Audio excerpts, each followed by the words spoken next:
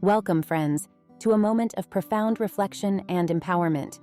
On this February 18th, 2024, we are honored to have guest speaker Jim Sims guide us through the sermon Choices. Together, let's explore the impact of our choices in the light of this divine truth, understanding how our decisions shape our lives and align us with the omnipotent goodness of God. And then as you approach the door to your innerness, just set that box aside. And I will tell you now, you don't have to pick it up when you come back out.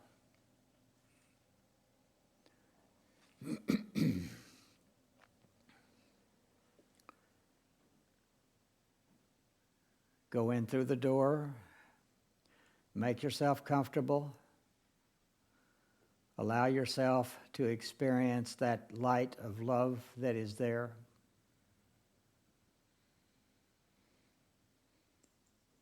Move into that and allow it to move into you, and accept the peace that is rightfully yours in the silence.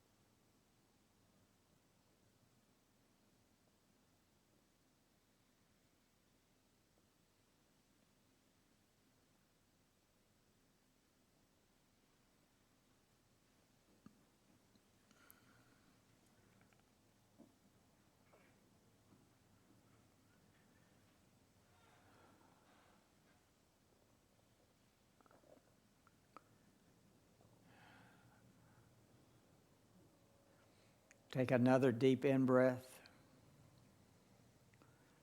Let it out easily and count yourself out. Move back into the outer experience. Come back through the door as we come together.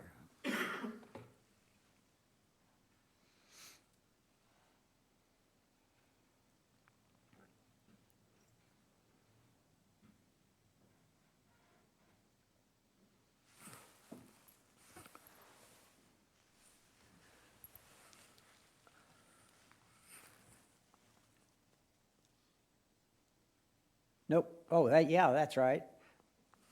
The bottom part. There's one presence and one power. I don't know about you, but when I was young, I was confronted by many different images of God,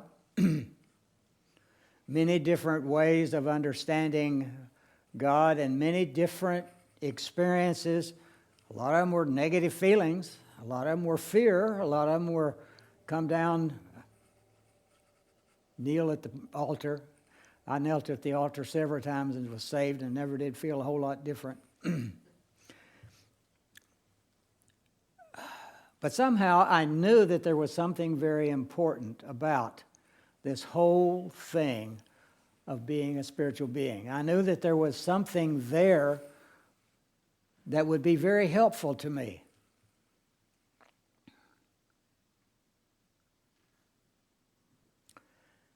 And I lived my life. I moved through different situations, and I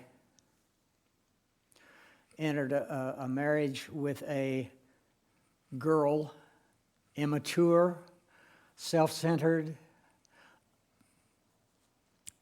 She liked to project a lot. I learned a lot in that wonderful experience. Most of what I learned was, I don't want to be here. So, but a part of what happened while I was married to her was I joined the Methodist Church. I was baptized, became very active in the Sunday school class, and I was informed at one point they're going to have a meeting at the big church downtown Polk Street Methodist Church. And I think you'd be interested in going to that. So I went to it. And I've told these stories various times, but this time I'm going in a slightly different direction. So I went, and I found out that it was about I can't remember, Methodist was joining with the United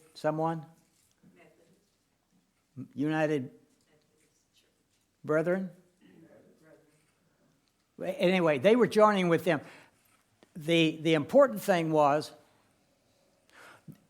the Methodist Church was going to have to change some of what they believed, what they were saying, their presentation, and I thought to myself,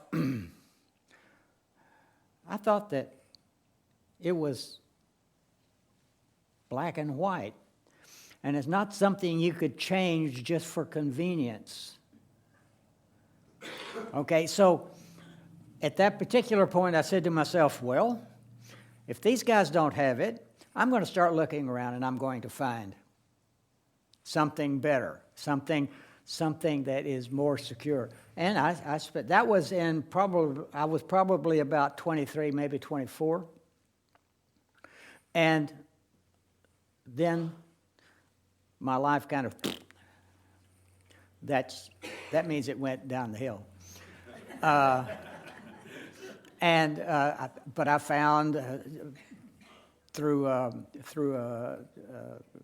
a boss, teacher, I found a different approach, and I reached the point where I was able to move beyond that experience that I was having with her. And then I moved out of that, and I went back to college. I got a college degree in behavioral science. I say I have a BS in BS, but I really got a lot out of that. After that, I found someone else to possibly marry, and she and I did get married, and we were living in LaPorte, Texas. She was living in LaPorte. She had just moved to LaPorte to be their dietitian for the schools. So she had a good income, which is fortunate because I wasn't able to make any money in sales. And I had one sales job and then another sales job, and finally I was at a point where I was saying, okay, Father,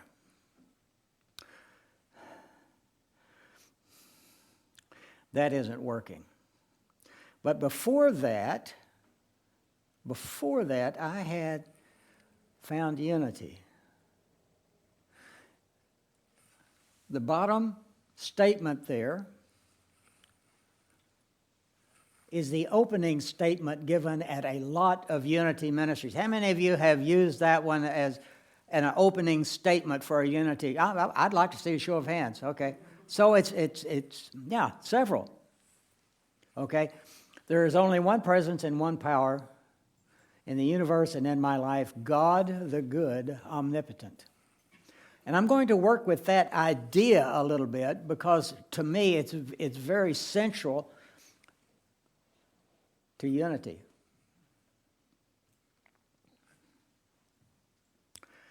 I want to look at the words in that, and I want to come to some recognition, some of which you're going to get uncomfortable in this talk today. I'm just telling you, you will probably get uncomfortable unless you have really thought this whole spiritual thing through. There's only one there's one presence in the universe. There is one presence in the universe. The mystics call it the ground of being. We call it God. We call it presence. The ground of being. It is that which lies behind, and Robert and I and several others are exploring that level because that is the level of non-duality. That's the level of being totally at one with that reality that is within. And if you're interested, you can go to YouTube and look up non-duality, and see different approaches to it. There's one presence, and it's the only power. Now, it's interesting, there's one presence and one power in the universe. And I used to say, and in my life, and there was a part of me that said, well, why do I have to say in my life? I mean, if it's the one presence and one power in the universe, why do I have to say, and in my life? But I came to the realization and the recognition that I had to claim it. I had to be open to it. God the good, G-O-O-D, good, with a capital G. And I think it's saved my bacon many times that I say it that way. God the good is central to my life experience. God the good. I'm a metaphysician. Words are important to me. A metaphysician is someone who recognizes how it works, if you want to use those terms. And in recognizing how it works, they know what their choices are. I love the 5 principles. We just finished reading the first principle today. It is an absolutely excellent little book on getting past some of the stuff that you have to deal with. By the way, I have some copies. If you would like one, I'll bring copies next week. I give them away. To me, it's important that people have the opportunity to have that book so that they can study it and look at it. Remind me to put is Carol still here? Yeah. Remind me to put the little box in the car.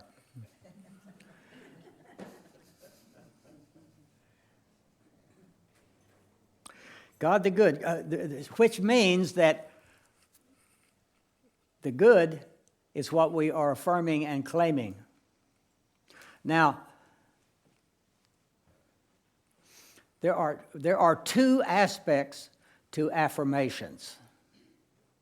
The first aspect to affirmations are the ones that we do every Sunday, the ones that we're always giving energy to, and in every time we do that, we're talking about wholeness, we're talking about love, we're talking about peace, we are talking about the good. Always. We're always lifting that up in here. It's important to recognize that as a congregation, as a group of individuals, we want to energize the good together for ourselves and for the world. By doing that, we cohese together. Where two or more come together in my name, there am I in the midst of them. We are coming together in the Christ as we're working here. Affirmations have another focus also. The other focus of an affirmation is if you have a difficulty, if you have a challenge, if something is not right with your body, with your mind, with your heart, with whatever. If something is out of kilter there, you use affirmations then to reclaim the wholeness that is rightfully yours. You use affirmations to move yourself from one way of thinking into another way of thinking. That's New Thought is all about that. That's what New Thought is really focused on, is moving from one way of thinking, acting, feeling into a way that is more whole, more powerful, more resonant, more balanced. God the good, omnipotent. Okay, now we come to the 3 O's. If I say omnipotent, you're going to think that God out there is omnipotent, all-powerful. Okay, but if I say omnipotence, it shifts it. God is omnipotence. You are the presence of omnipotence within yourself. Omnipotence is the much better word, and it's the one that you want to work with. Omnipotence. Omniscient If someone is omniscient, it's like that individual has access to all information. But if you say omniscience, you come to the recognition that that is here for you, as you, because you are the presence of God. You are the presence of that infinite is. What's the third one? Omnipresence? If you say omnipresent, he's looking at you from outside. If you say omnipresence, you are recognizing that you are at one with all. You are at one. You are at one with all. Now, most of us pull ourselves into our heads. The most we may do is have those aspects around us that we're in control of. But all of that is not real. You are the presence of the infinite. You are the presence of omniscience. You are the presence of wisdom. And the one-word definition for God is good. Good, yes, but God is love. That is another aspect of who and what you truly are. You are the presence of love.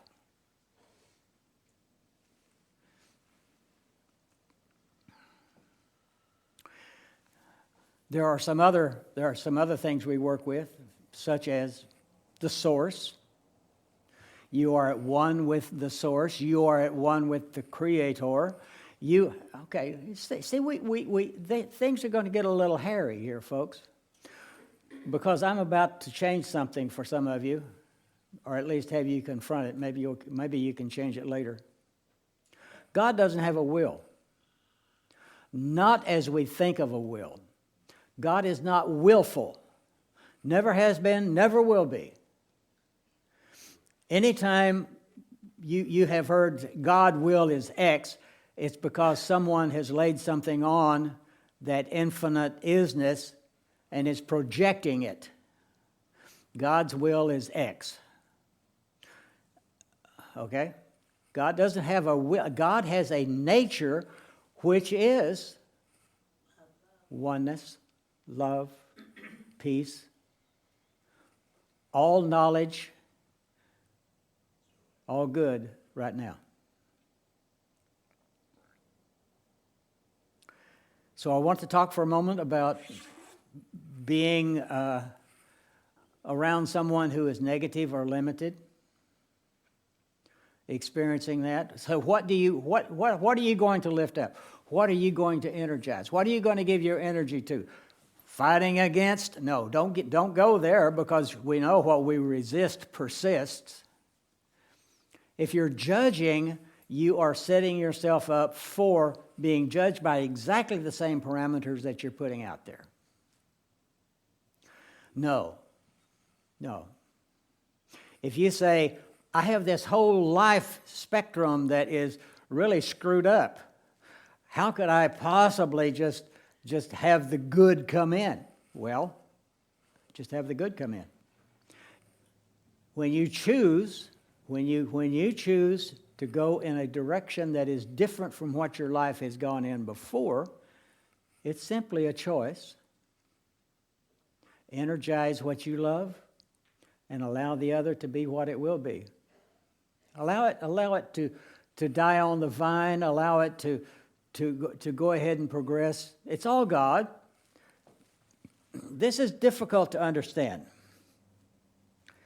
If I am loving and whole and lifting up lovingness and wholeness and giving that the energy that I want to bring into life, that's what comes into life, and that's God. If I send out negative vibrations, if I send out hate, if I send out fear, if I send out anything else, that same willing, loving energy will move through my choice and produce it in and as my life. People don't like to hear that. They want God to only give energy to the good. The infinite one, which has been around for forever. I mean, eternity in the sense of what eternity really means, which is unstarting and unending. That is here. And we just happen to be a small manifestation on a small planet that has come to the awareness of the ground of being, and come to an awareness of the power that can be ours as we align ourselves with wholeness. And also in this process, we are an immature. It was talked about in our book, 5 Principles this morning. We are immature beings. If you think about it, that's pretty good. That's pretty close. But by the same token, we are unfolding, and the good is here. Okay. I covered that spot. Now I have a story to tell. There I was, about 32 years old, and I had decided, okay, sales, I don't seem to be doing too good at sales. So, Father, be with me. I went to the Texas Employment Commission. That's what it was called way back in the 70s. So I went to the Texas Employment Commission, and I looked for middle management jobs. And I got 4 lined up to go talk to them. Well, first job I went by myself. And, I just made the application. I didn't know, if they were going to call me back, they were going to call me back. It was going to be all right, And then the second one, they wanted to meet my wife also. And I thought, okay, well, they're really interested in the possibility of my unfolding and moving up. So I took my wife with me, and on the way home, she said, David called yesterday. And I said, yeah, I remember you mentioning the fact that he had called. And she said, I thought that you had prayed that you were going to take the first job offer.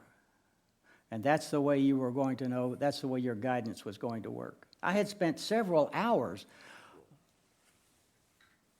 in a meditation type situation. God, you make sure that the first job offer I get is the one I'm supposed to take. 4. How would I know which one I needed to take? And she said, what I don't understand is he had a job offer in sales. Did you not want sales? I said, I didn't tell God that. Okay. My right job. A couple of months into that non-productive job, I think I sold 1 set of hearing aids. My supervisor called me in, and we talked, and he said, if you could be doing anything you wanted to do, what would you do? And I said, helping people. He said, why don't you? I went home and told my wife what he had said, and she said, why don't you? So I thought, maybe I should. So I looked into the possibility of getting a more advanced degree in behavioral science. And when I was talking to, I think it was LSU, I'm not positive, but I was talking to them about it, and they talked about the physiology of the brain, and there was a part of me that said, no, that's not the way you want to go. So, what do I do? And I thought about it, and I thought I should become a minister, but that's a helping profession. So I went and talked to my pastor, and I had 2 pastors at that time. One was the pastor of the little church that my wife and I had joined. We had joined the church. I had gotten on the board. I was the treasurer. We were both very involved in the church. And then the other church was one we had found a little bit before. That was the Unity Ministry. And So I went to talk to that minister, and I asked him if he would recommend me, and he said, yeah, I'll recommend you. So I was recommended for ministry. I put in an application, and away I went. I want you to notice that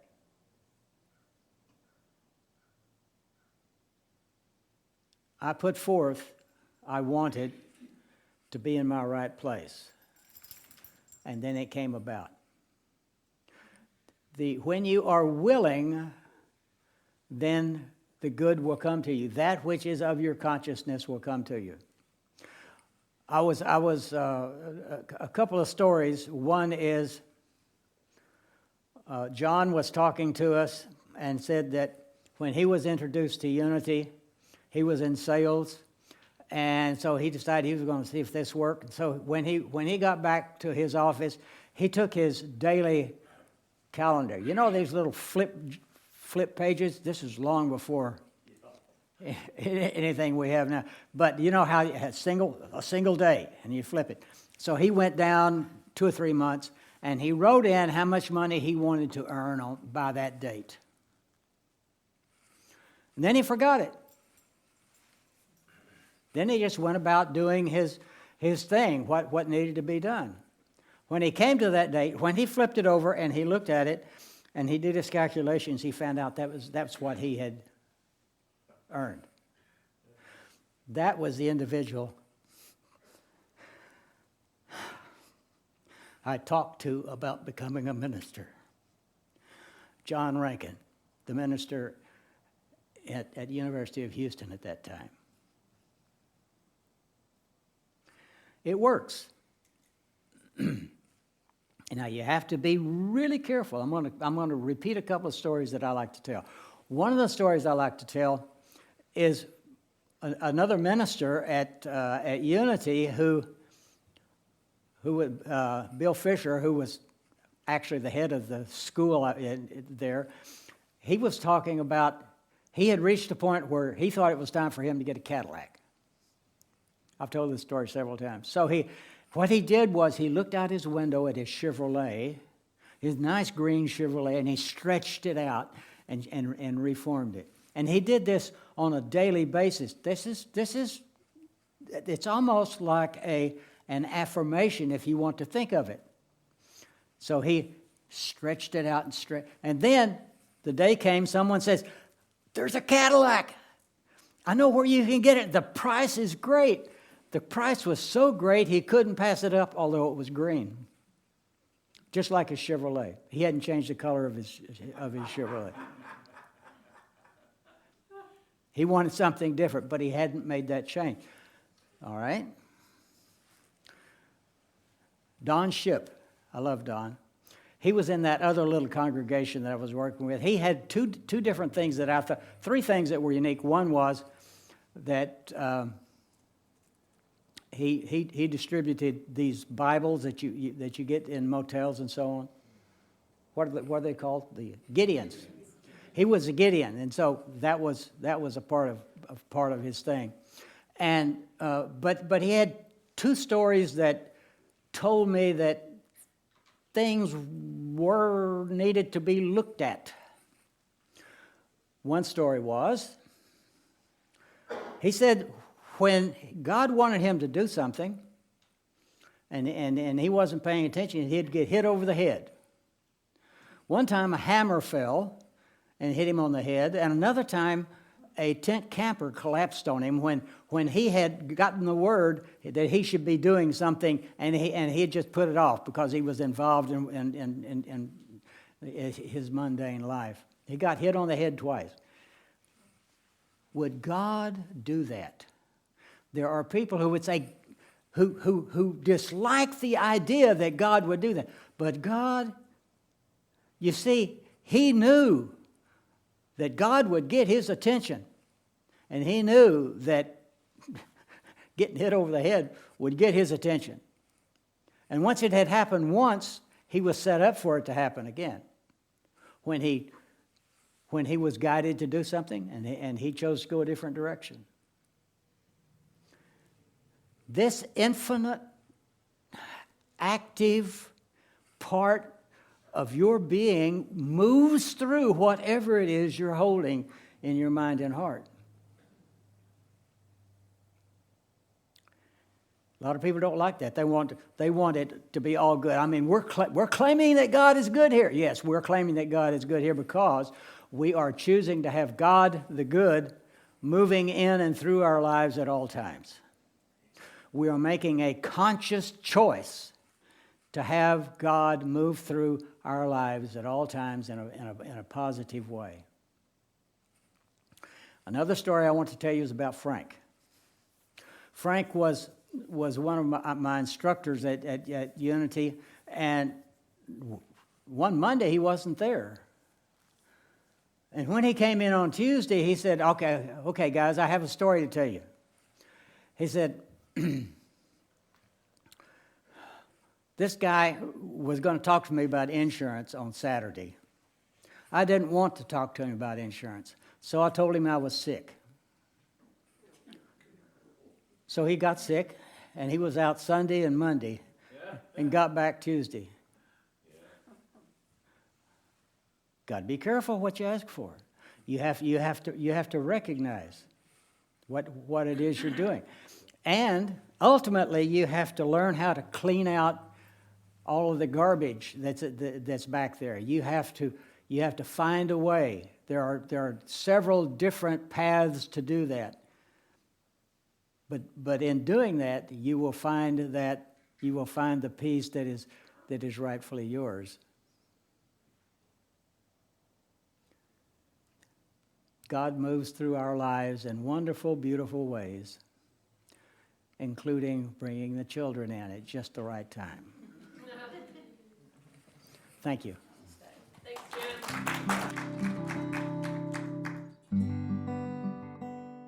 Thank you, friends, for joining us in this thoughtful exploration of choices with Jim Sims. As we part ways on this February 18th, 2024, may the insights gained today inspire you to make choices that lead to growth, happiness, and fulfillment. For more spiritual guidance and resources, we invite you to visit our website at tylerunitycenter.org. Engage with our community by visiting our Facebook page and subscribing to our free weekly newsletter. And if you're in the Tyler, Texas area, we warmly welcome you to join us at 14024 Highway 155 South for more enriching experiences. Copyright 2024, Tyler Unity Center. All rights reserved. May your journey forward be illuminated by thoughtful choices, guiding you towards a life of purpose and peace.